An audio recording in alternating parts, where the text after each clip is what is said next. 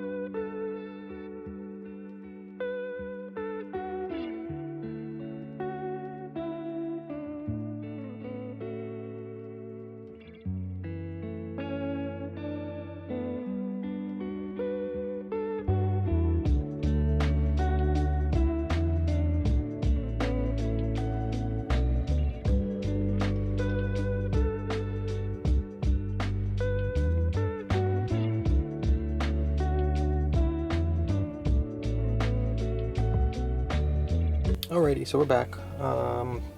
CPU on the console. Next step is NAND. So we have three options. Option one is to use JRunner official. You'll need these zero fuse files. I can't provide links to them, but essentially you put these files in XCbuild 17599 bin, and that will give you what you need to do it. Option two is there are these dev GL NANDs that are already created, and you would just write one of these and that'd be good to go. Option three is there's an unofficial JRunner called JRunner Pro that kind of has everything already set up. You can use that and create it also. Regardless of what you do, I'm not held responsible for bricking your device. That's your call, and if you don't know what you're doing, probably shouldn't be doing this. So what I'm going to do is just create one using the official one. All I'm going to do is copy this CPU key, sorry. Paste it here, DevGL, zero fuse, NAND, create donor, Jasper 16MB since we don't have a big block. Big block is 256,512. This is just a standard, so I'm gonna hit that. Hit next. CPU keys pre-populated. Donor key vault because we don't have the original KV. LDVL leave to 0. I think it's gonna change it to 1. Donor SMC because we don't have an SMC config. And since I don't have any of that, I'll have to come back later and add my DVD key and serial number if I want it to match. As you see, 16MB, DevGL, clean 17590. Gonna create my NAND. And that should be good to go. And then we're just gonna write the NAND. And basically, after it writes, I should just be able to add some goop to the GPU and the CPU, press power, and it should boot Zell, and it should boot Dash. One other step of precaution you can always take is you can bridge the eFuse on the bottom of the board under the CPU. If you bridge that or remove, it's one or the other. I think it said you either bridge 2 points or you remove a resistor. I'll show you, and that'll just prevent fuses from being blown, so you don't improperly, do something. If you write NANDs and stuff and you don't know what you're doing.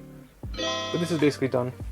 So next step here is to unplug this.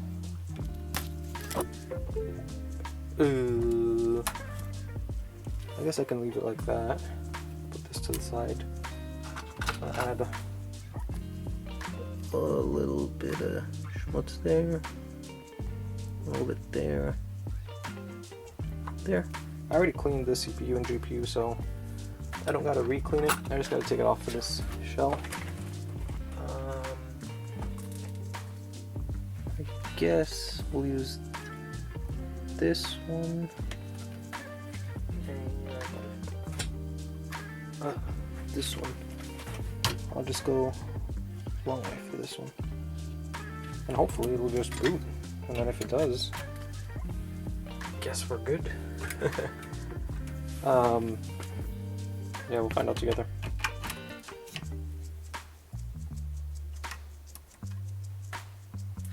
That's a good sign so far. And it booted. You can't see it there, but she should come on over here at some point. Do I have my input correctly? HDMI 1. Alrighty, so we're back.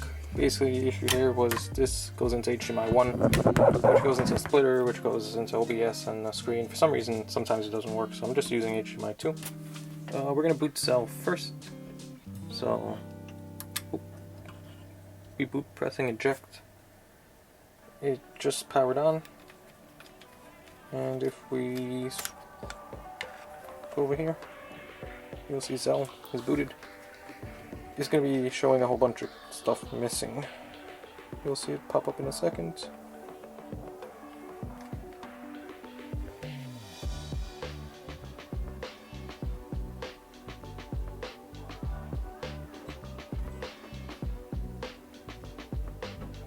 Okay, essentially fuse sets are all 0, 0 fuse, CPU all zeros because 0 fuse. These are failures because I don't know, to be honest. And Jasper 0, 0. So it's a true 0 fuse. As you see, there's no wires. That's just the normal NAND wires. And then if we boot Dash, it's kind of same thing. It's going to boot 17599 super quick because that's what it does. You can always blow fuses and go to JTAG and stuff, but don't want to get into that conversation. It's kind of frowned upon.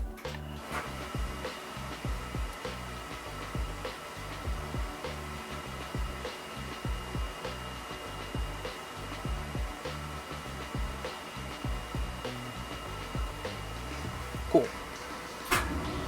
So next up, what I want to do is my DVD drive ain't going to work, I think. So I'm going to have to read the DVD drive key, and then I want to patch my KV to just have my matching manufacturer date and serial of this motherboard. That's the Modern Warfare 2 one. So we'll do those super quick, and then we'll kind of put it all back together. So let's do that next. Alrighty, next up is drive flashing. So I took the drive apart, got me another copy of Minecraft, which I guess is cool.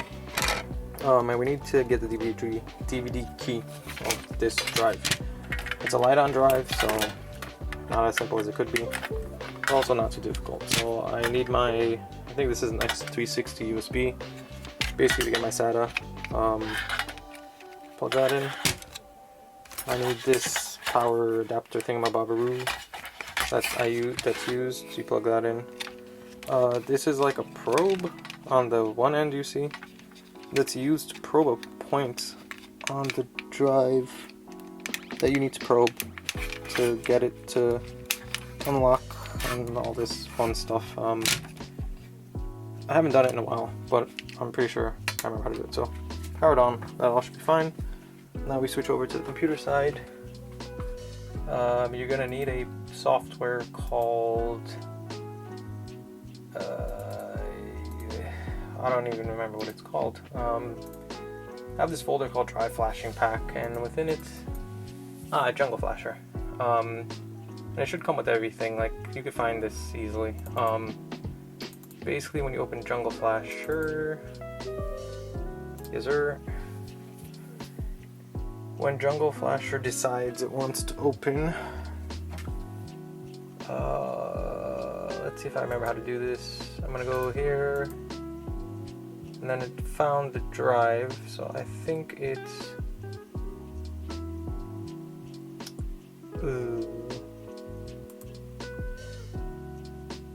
okay, so I think we're gonna click Fat key. Drive is a light on, and it's gonna say to resend the command you need to probe. So basically, this is a probe, and it's telling us MPX01. So I'm gonna press the button, probe down MPX01, which is over here. I'm gonna let go. Hit yes. Probe.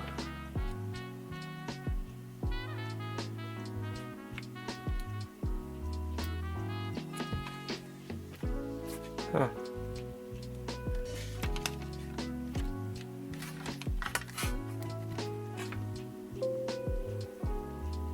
As you see, it failed because I did it wrong, but basically it's like, yeah, press it. Yeah. Fat key. I'm gonna hit yes. I'm gonna press and hold. I'm gonna put it here, let go. And then that's it. And then I'm gonna hold the button, remove it, wait 5 seconds, hit OK. And then that should theoretically give me all my files. Sometimes this guy gets kind of funk. There we go. And I'm just gonna save it. I guess on my desktop, but you should be cleaner and not do that. I'm just gonna save a bunch of files, and might as well just load it with that. So LT plus, and this is our DV key. So this is honestly what we really need. I'm gonna copy that, save the file. Yes sir. And then we're gonna go to MTK flash 32. Hit light on erase. It's gonna erase our drive. When the erase is complete, we need to power it off and on. So switch. And return 0x90. Boom, boom. Now it's 072, which means it's ready to write, and we'll hit write. And all it's gonna do is write our custom firmware. You don't have to write the custom firmware. We could have stopped at the part where we got the key, but you might. I'm here.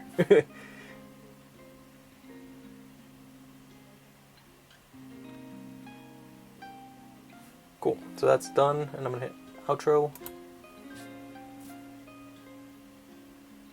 And basically we're done. So I can power this off. Remove this.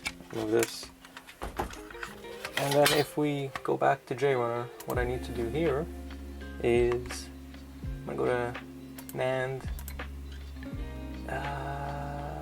patch key vault, and basically I want to paste my DVD key, which is boop, and make sure that the model number matches. So this was a 0251, so I'm gonna go to that one.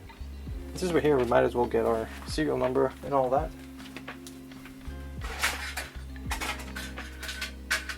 And obviously the way you find all of that is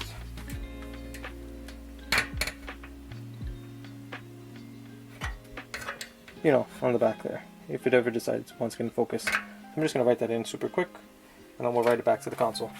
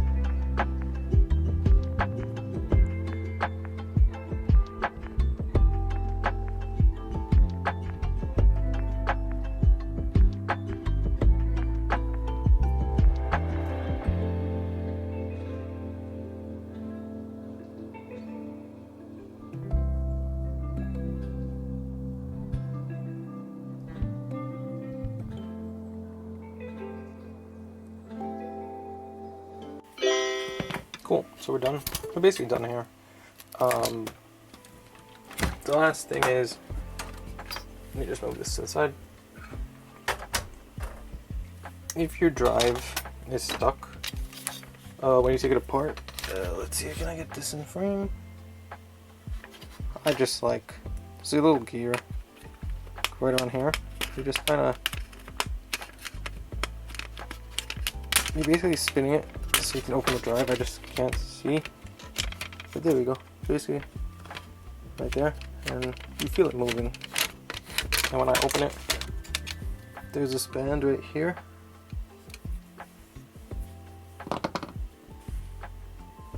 That band. I'm basically gonna just move it. As you see, it's kind of out of shape. I'm gonna replace it. You can find baggies of those bands pretty cheap. I have a bag of 1,000,000 of them, and basically just gonna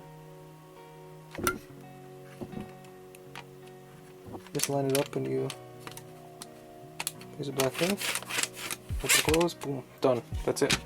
So from here, I'm gonna take all this mess and put it all back together, and we'll come back when we have the console back. But that's basically, that should be the entire process.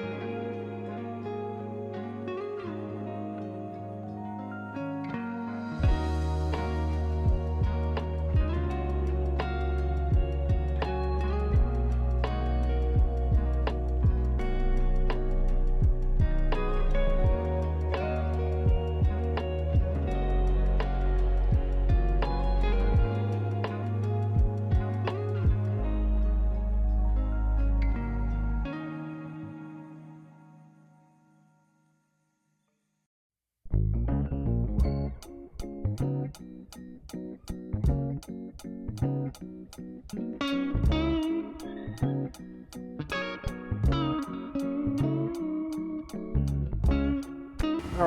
and this is the final result, so I'll put back together. So first we'll boot Zell. I did do ice blue, so the IP was ice blue, so it's no longer green, it's blue over there. And boot Zell.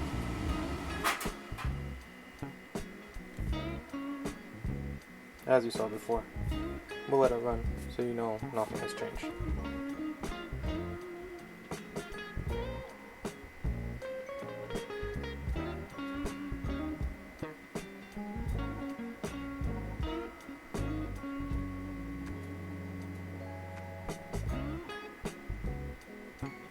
There we go.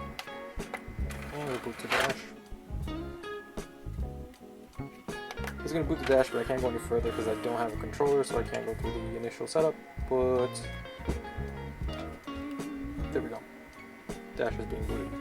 So yeah, all in all, another cool, interesting thing maybe for you. Haven't done a 360 in a while, so I wanted to do one and do something different. So yeah, if you thought this was useful or interesting or have any comments, leave them down below. As always, I'll try my best to reply. And yeah, that's it for this one, so I guess I will see you guys on the next one, whatever that may be. So yeah, thanks for watching. See you guys next time. See ya.